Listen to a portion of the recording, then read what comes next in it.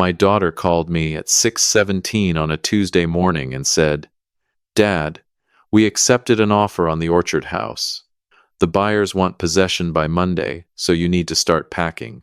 I was standing at my kitchen sink in my slippers, watching the fog lift off the back pasture, holding a coffee cup my late wife had bought me at a church craft fair 32 years earlier. For a second, I thought I had misheard her. "The orchard house?" I asked. "Yes, Dad," she said, like I was a slow child who needed every word placed carefully in front of him. "The house, the land, the old barn, all of it. Aaron and I found a buyer, and honestly, it's a good offer. You should be grateful. Now, brothers and sisters, I am 68 years old. I've been through a roof collapse, 2 heart procedures, 1 funeral that took the air out of my lungs for nearly a year, and 41 winters in northern Pennsylvania where the snow comes sideways and the cold gets into your bones like a memory. I am not easily rattled. But hearing my own daughter tell me she had sold the home I built with my own hands made my coffee taste like metal. I looked across the kitchen at the wall where my wife's picture still hung. Ellen was smiling in that photo, standing beneath the apple blossoms in 1994, her hair tied back with a red scarf, her hands full of Macintosh apples. That house was not just lumber and windows. That land was my life. I had bought the first 16 acres when I was 29 years old, before Vanessa was born, before my knees started sounding like gravel, before I knew what it meant to bury the woman who made every room warmer just by walking into it. "I don't remember signing anything," I said. Vanessa sighed. That sigh told me more than her words did. It had impatience in it, embarrassment, a little bit of disgust. "Dad, don't start," she said. "You gave me power of attorney after your surgery. You told me to handle things if you couldn't. This is me handling things." I set the coffee cup down so slowly it didn't even click against the counter. "I gave you medical power of attorney for 1 hospital stay," I said. "That didn't give you the right to sell my home." "Well, Aaron talked to someone," she said. "And we can petition if we have to. You're not maintaining the place. The barn roof is sagging, the fence line is embarrassing, and you're alone out there. We're doing what's best for everyone." Everyone. That word has always made me suspicious when people use it while taking something that belongs to one person. "What buyer?" I asked. "A development group from Harrisburg. They're turning the area into vacation rentals. It's perfect timing. You'll get enough money to move into a senior condo near us." "Near you," I repeated. "Yes. So, we can keep an eye on you." I looked out the window at the orchard. The trees were old, crooked things by then, some of them older than my children. The March buds were just beginning to swell on the branches. Ellen used to say those trees looked dead right before they came back to life, and that people were often the same way. "Vanessa," I said, "I am telling you clearly, I am not selling this house." She went quiet for a moment. Then her voice dropped. "Dad, the process is already moving. You can make this easy, or you can make it ugly. But Aaron and I are doing this with or without you." There it was. With or without you. Sometimes, my friends, a person can speak 5 words and show you 10 years of truth. I did not yell. I did not curse. I did not tell her what I was thinking. At 68, you learn that anger is expensive, and I have become careful with my money. I only said, "Then you do what you think you can do." She almost laughed. "Good. I'm glad you're finally being reasonable." "No," I said. "I'm being clear." She hung up before I finished. I stood in that kitchen for a long time, listening to the old refrigerator hum and the house settle around me. It was the kind of quiet that follows an injury. Not the loud kind, where you shout and throw things. The other kind, the quiet, where something inside you sits down and refuses to get back up. Vanessa was my firstborn. I still remembered the night we brought her home from the hospital. I drove 15 miles under the speed limit because I was terrified a pothole might hurt her. Ellen sat in the back seat beside the car seat, one hand hovering over our baby's blanket the whole way home. Our son, Caleb, came 3 years later, red-faced and furious at the world from the moment he arrived. Vanessa was the careful one. Caleb was the storm. When they were little, that orchard was their kingdom. Vanessa used to climb the low branches of the oldest apple tree and announce she was queen of the hill. Caleb would throw fallen apples at imaginary dragons until Ellen made him gather every single one and feed them to the deer out beyond the fence. Every fall, families from 3 counties came to pick apples. Kids ran between rows. Grandmothers bought cider. Men leaned on trucks and talked weather like weather owed them money. Ellen handled the cash box and knew every customer's name by the second visit. Then life did what life does. Kids grew. Bills got larger. Knees got weaker. The town changed. The little highway widened. Land around us sold off, one parcel at a time. Farms became storage units, then townhomes, then vacation cabins advertised with words like rustic and authentic by people who had never fixed a fence in the rain. Vanessa married Aaron Pike when she was 30. Aaron had good shoes, white teeth, and the kind of handshake that arrived before he did. He called me, sir, for the first 6 months, then Walter, after he decided he understood me. He sold insurance first, then investment products, then real estate packages, then something involving short-term rental portfolios. Every Christmas, he talked about leverage. Every Thanksgiving, he talked about equity. He looked at my orchard the way a hungry man looks at a menu. Caleb joined the army at 22, came home quieter at 28, and moved to Montana after a bad divorce. He called when he could. He never asked me for money. That alone separated him from most people I knew. Vanessa did not start out greedy. I need you to understand that. People are not born one thing and stay that way. They drift. They justify. They marry someone who speaks their worst thoughts out loud. Then they start calling those thoughts practical. After Ellen died, Vanessa began visiting more often, but not in the way a daughter visits a grieving father. She came with folders, brochures, senior living communities, printed on glossy paper, articles about falls, notes about tax burdens. At first, I thought she was worried. Dad, she would say, this place is too much for you. And I would answer, so was raising you, but I managed. She never laughed at that. One Sunday after church, she brought Aaron with her. They walked the property like inspectors. Aaron tapped barn posts, squinted at the roof, took photos of the driveway, and asked me what I thought the whole thing might bring. I said, memories don't have an asking price.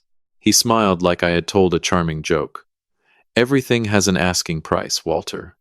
You just haven't heard the right number yet. Ellen would have handed him a rake and told him to make himself useful. I wish she had been there. 2 years before that Tuesday morning call, I'd had chest pains while fixing a broken water line behind the cider shed. Vanessa insisted I sign paperwork before surgery, just in case. I remember sitting in that hospital bed, tired and scared, while she pressed a pen into my hand. It's just so I can talk to doctors, she said. Medical decisions only. You can revoke it later if you want. I trusted her. That is a hard sentence for a father to say after he learns he shouldn't have. After her call, I washed my coffee cup, dried it, and put it back exactly where Ellen used to keep it. Then I went upstairs to the bedroom closet and pulled down the metal fireproof box from the shelf. Inside were insurance policies, Ellen's letters, Caleb's army photo, Vanessa's childhood drawings, and a tan folder with a blue sticker on the tab. I did not open it yet. I just rested my hand on it. Then I called my lawyer. His name was Marvin Bell, though everyone in Potter County called him Bell because he had been old even when I was young. He was 76, still wore suspenders, and had a voice like an engine trying to start in January. Walter, he said, either you're dead or one of your children is acting stupid. Second one, I said. Vanessa? You guessed quick. I prepared your trust, didn't I? I sat down on the edge of the bed. She says she sold the orchard house. Bell went quiet, and I could hear papers shifting on his desk. No, he said. She says she used that hospital power of attorney. No, he said again, slower this time, like he was enjoying the word. She did not. She says Aaron talked to someone. Aaron talks to everyone. That doesn't make it law. She says they're doing it with or without me. That got his attention. Say that again. I repeated it. Bell exhaled through his nose. All right, don't call her back. Don't text. Don't explain. Bring me everything you received from her, and if anyone contacts you about the property, send them to me. I was thinking of driving into town this morning. Good. Bring the trust binder. Do I need to be worried? No, Belle said. But they do. The Knox Orchard Trust had been Ellen's idea. 7 years before she died, a neighbor's family tore itself apart over 3 acres and a double-wide trailer. 2 brothers stopped speaking. A daughter sued her mother. A grandson stole a tractor and sold it across state lines. Ellen watched that mess unfold with her jaw tight and her church casserole untouched. That night, she told me, "Walter, if we leave our children confusion, they'll turn it into war." So we went to Belle. The orchard house, the barn, the land, the cider shed, the timber strip, even the old equipment lot, all went into a revocable living trust. I was trustee while alive.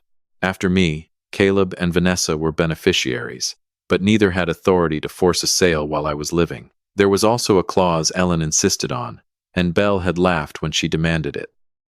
If either child attempts to coerce, defraud, intimidate, or legally manipulate the trustee into transferring, selling, or encumbering trust property, that child may be removed as beneficiary by written trustee amendment. Ellen had called it the "don't get greedy while I'm still breathing" clause. I had never told the children the exact wording. They knew there was a trust. They knew the property was protected. But Vanessa either forgot, ignored it, or believed Aaron when he said old paperwork could be worked around. By 9:30 that morning, I was in Belle's office, sitting across from him while he read the email Vanessa had forwarded me after the phone call. It had a logo at the top, Ridgeway Heritage Development. Under that was something called a preliminary acquisition agreement. My name was typed in 3 places. Not signed, typed. Vanessa's signature appeared as authorized representative. Aaron's name appeared as transaction consultant, which sounded about as real to me as professional unicorn handler. Belle read for 6 minutes without speaking. Then he looked up and said, "This is not a sale. This is a confession." I leaned back. Meaning? Meaning your daughter and son-in-law represented authority they did not have. Meaning this development group either failed due diligence or they're hoping to scare you into signing. Meaning no title company worth the ink in its printer would close this. And meaning if they submitted that medical power of attorney as authority to sell trust property, they stepped in something deep. I looked at the papers. There is a difference between being safe and not being hurt. That morning, I was safe. I was also hurt so badly my hands felt cold. "What do we do?" I asked. Belle tapped the folder. "First, I send notice to the development group. Second, I record a trustee affidavit so nobody can pretend they were confused. Third, you sign an amendment removing Vanessa as successor trustee, not beneficiary yet, unless you want to." I stared at him. He softened then. "Old lawyers can do that when they remember they are speaking to fathers, not case files. Walter, you don't have to decide everything today." I nodded. "I do," I said. "Not everything, but enough." By noon, Belle had sent letters by email and certified mail. By 2, I had signed documents confirming I was sole trustee and that no sale, lease, mortgage, or option could occur without my notarized signature. By 3, Vanessa was removed as successor trustee. Caleb, who had never once asked what the orchard was worth, became the first successor. If Caleb couldn't serve, the County Land Conservancy would. I did not remove Vanessa as beneficiary that day. Even then, some part of me was still her father before I was anything else. At 4:48 p.m., my phone lit up. Vanessa. I let it ring. Then Aaron. I let that ring too. Then Vanessa again. Then a text. "Dad, why is your lawyer harassing our buyer?" I read it twice. Our buyer. Not your buyer. Not the buyer. Our buyer. I typed nothing. Another text came. "You are making this embarrassing." That one almost made me smile. Embarrassing. Not wrong. Not illegal. Embarrassing. Then Aaron called. I answered, because I wanted to hear what panic sounded like, wearing confidence. "Walter," he said, "I think there's been a misunderstanding." "No," I said. "I think there's finally been an understanding." He chuckled, but it came out thin. "Listen, nobody's trying to take anything from you. Vanessa's concerned. We're all concerned. That property is a liability. We found an opportunity. You found a buyer for land you don't own. We were trying to help you maximize value. You told my daughter I could be forced out by Monday. Silence. Then he said, that was not the wording I would have used. But it was the plan you liked. He breathed through his nose.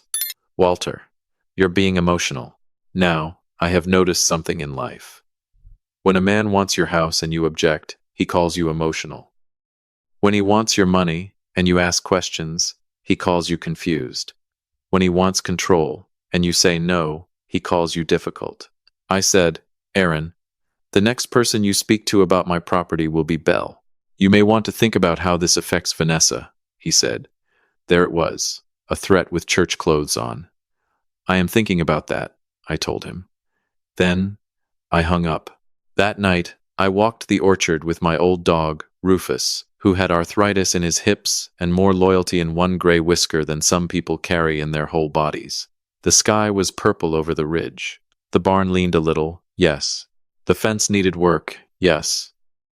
The place was imperfect because living things are always imperfect. At the far edge of the orchard stood Ellen's tree. We planted it the year she got sick. Honeycrisp. She picked it because she said the name sounded cheerful. Her ashes were buried beneath it in a cedar box Caleb made himself. I stood there with one hand on the trunk. I tried, I said to her, though of course the dead do not answer in words. The next morning, a black SUV came up my driveway. 2 men got out. One was in a wool coat and polished shoes unsuited for mud. The other carried a tablet and looked nervous enough to apologize to a mailbox. The polished one introduced himself as Grant Wilkes from Ridgeway Heritage Development. I hope we can clear this up quickly, he said. That depends on what you think this is, I said. He gave me a professional smile. A family miscommunication. I looked past him at the orchard. My daughter told me to be out by Monday. His smile struggled. I'm sure emotions ran high. No, I said. They ran low. He opened his tablet. Mr. Knox, we had been led to believe your daughter held authority to negotiate on your behalf. Did you see a deed? We saw county records indicating the trust. Did you read the trust? That document wasn't provided. Did you see a real estate power of attorney? He glanced at the nervous man. No. Did you see my signature? No. Then what made you think you had a deal? That question sat between us like a dead animal nobody wanted to touch. Grant cleared his throat. Your son-in-law represented that obtaining your signature was a formality. I nodded. He represented wrong. The nervous man finally spoke. Sir, for what it's worth, we have no intention of proceeding without clear title and trustee authorization. That is worth something, I said. Grant closed his tablet. We'll withdraw our interest. Good. He hesitated. There may be expenses our company incurred. I looked him straight in the eye. Send that bill to Aaron. The nervous man coughed into his fist. They left 5 minutes later. That afternoon, Vanessa came alone. I saw her sedan before it reached the bend because the road dust rose behind it. I was in the barn, replacing a hinge on a stall door that had been broken since Thanksgiving. Rufus barked once, then decided family drama was too much work and lay back down. Vanessa stepped into the barn, wearing a cream coat and city boots that hated the dirt. Dad, she said. I kept tightening the screw. Vanessa, we need to talk. We did talk.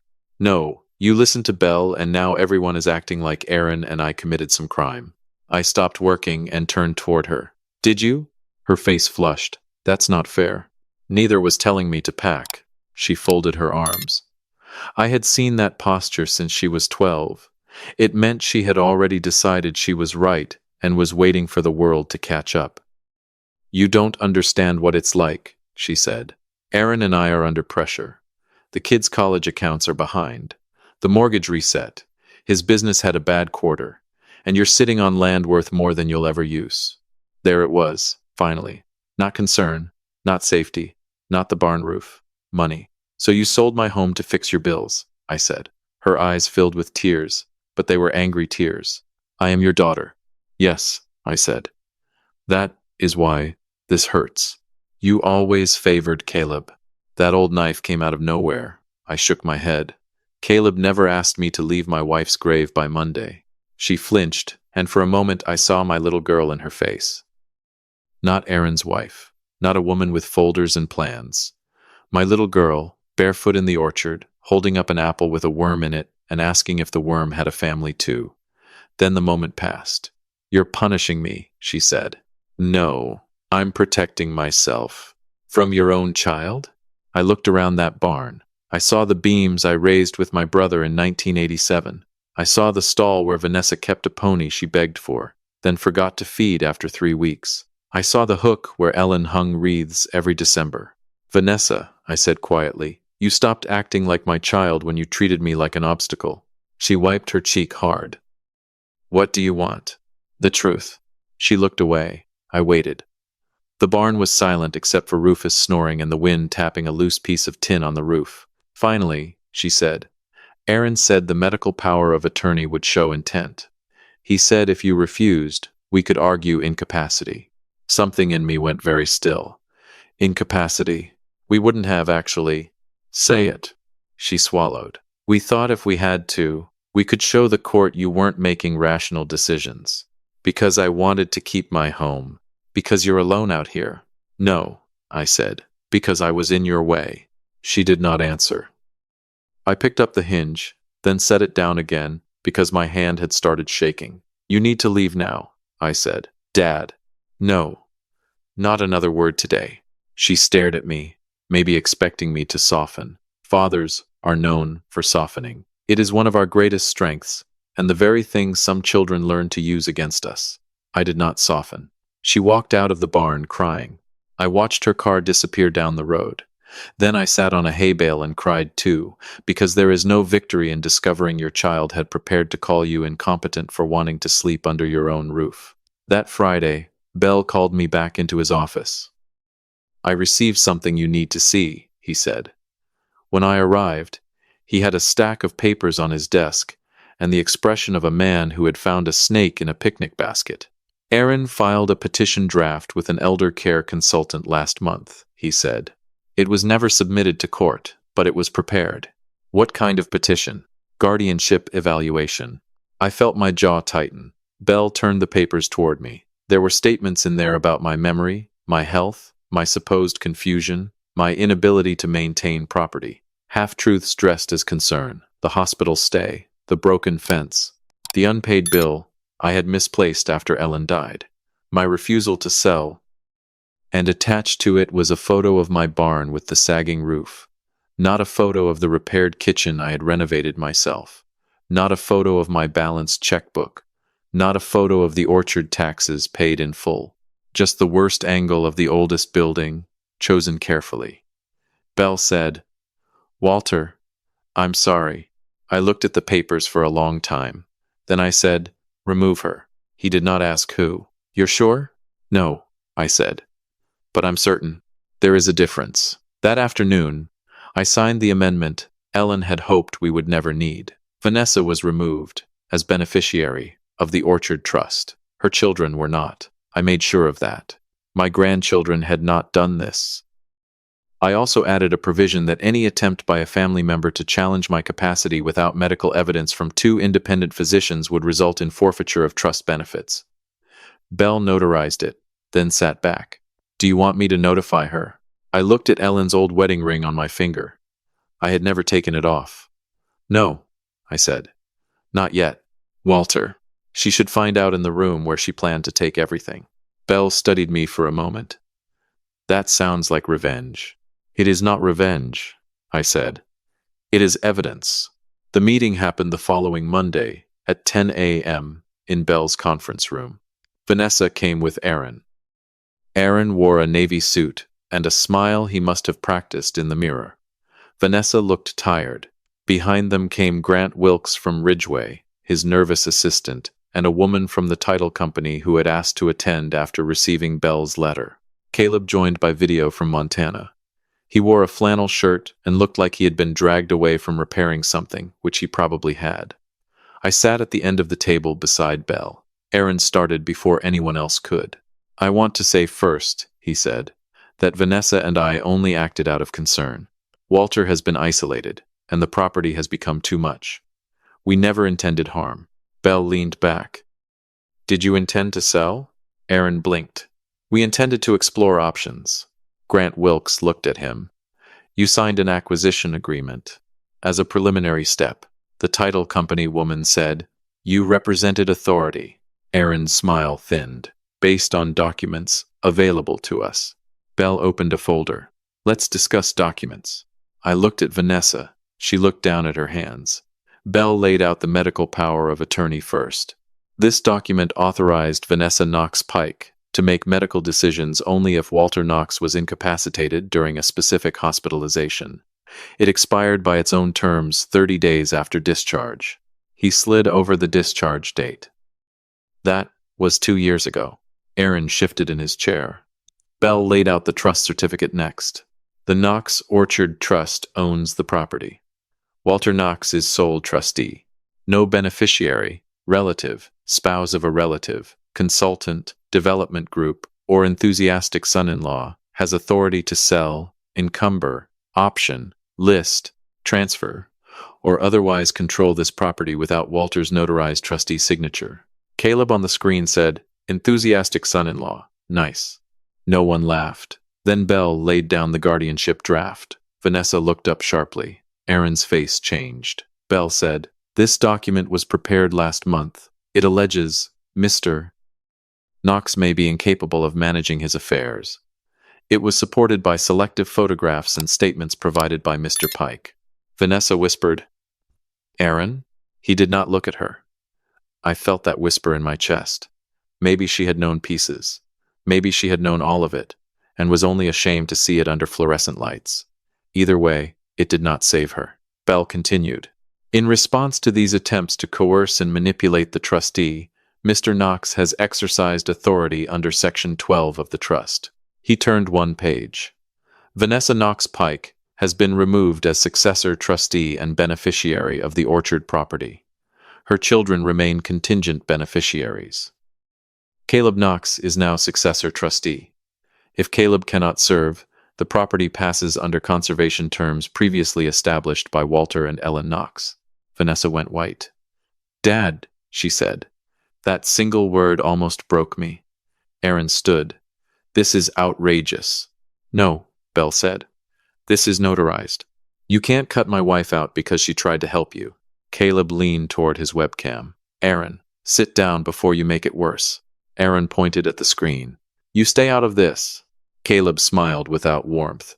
You tried to sell my mother's orchard and have my father declared incompetent. I'm in it. Grant Wilkes gathered his papers. Ridgway is withdrawing entirely. We will refer any expense recovery to council. Aaron turned on him. You said this could work. Grant's face hardened. You told us you had authority. The title company woman stood next. For the record, no title transfer was ever possible based on what was provided. Mr. Knox, I apologize for our company's limited involvement. I nodded. She left with Grant and his assistant. Then only family remained, plus Belle, who had seen enough family ruin to know when silence was more useful than speech. Vanessa began crying. Not angry tears this time. Real ones, I think. Or maybe I needed to believe that. Dad, please, she said. I didn't know Aaron had gone that far. Aaron looked at her. Vanessa, don't. She pulled away from him. You told me he would be safer, she said. You told me if he fought it, it meant he wasn't thinking clearly. He isn't, Aaron said. Look what he's doing to you. That was the moment I saw it all. Aaron had not created Vanessa's greed, but he had watered it, and she had let him. Both things were true. I stood slowly. My knees hurt. My back hurt. My heart hurt worst of all. Vanessa, I said, when your mother and I built that house, we talked about leaving something behind for you and Caleb, not because you were owed it, because we loved you. There is a difference between a gift and a debt. Somewhere along the way, you forgot that. She covered her mouth. I am not dead, I said. I am not incompetent. I am not a problem to be solved. And my home is not your emergency fund. Aaron muttered. This is insane. I looked at him. No, Aaron. Insane was thinking a father would not recognize a man trying to turn his daughter into a thief. He stepped toward me, but Belle stood at once. Careful, Belle said. Aaron stopped. I picked up my hat from the table. Vanessa, I love you. I don't trust you. Those are now two separate facts. She cried harder. I walked out before I could change my mind. Outside, the March air smelled like wet pavement and thawing dirt.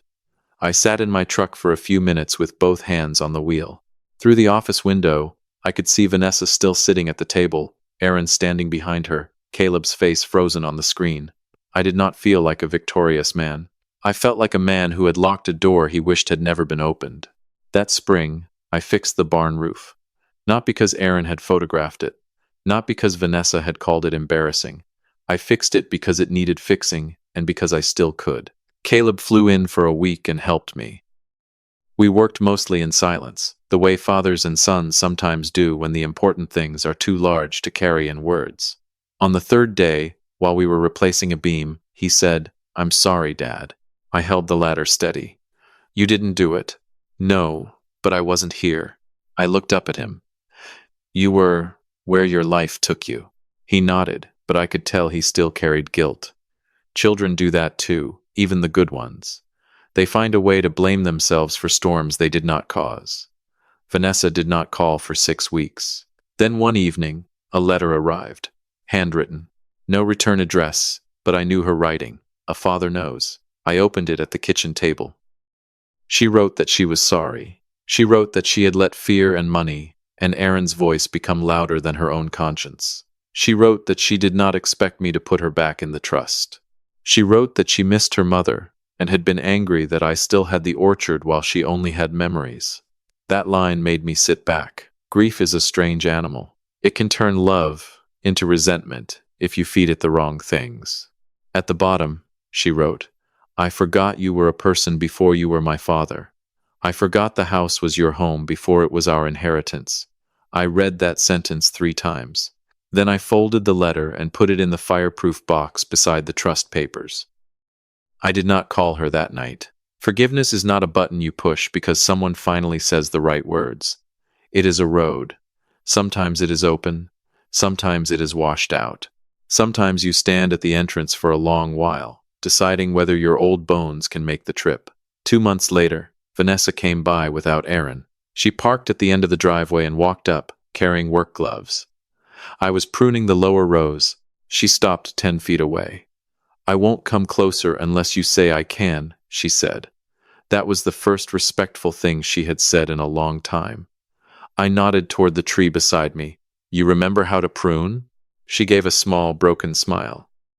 "Mom said I was terrible at it. Your mother said you were impatient." She was right. "Yes," I said. She usually was. Vanessa put on the gloves. We worked for an hour. She did not mention the trust. She did not mention money. She did not mention Aaron until the sun began lowering over the ridge.